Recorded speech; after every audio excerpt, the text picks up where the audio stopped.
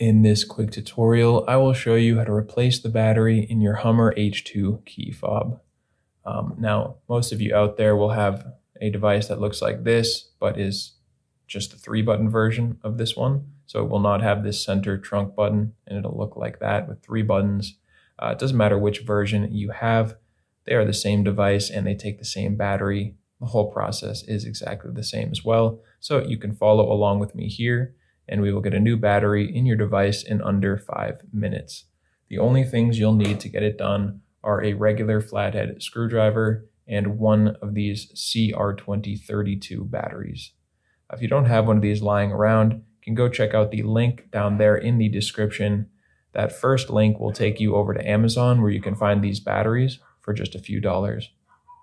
The first step here is just to look on the bottom of your device to the right of where the keyring attaches. You can see right there is an indentation in the plastic.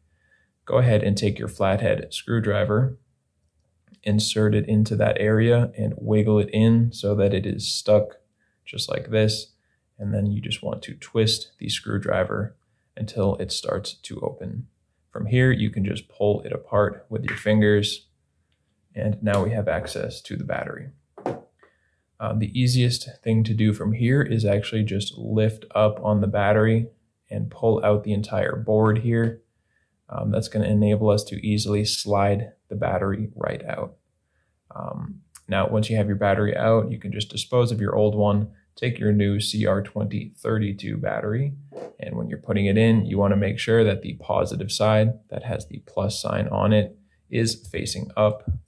So you'll just slide it back into this metal component, push it all the way in there with the positive side facing up.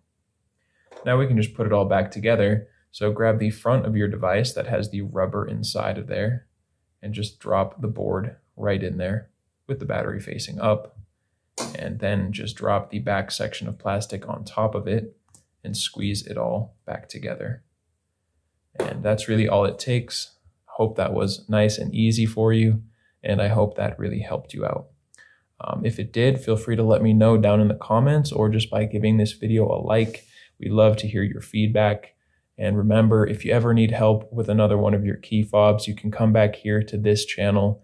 We have you covered with tutorials just like this one for the key fobs for almost every make and model out there. And you can also get that information and more over at our website, FobBattery.com.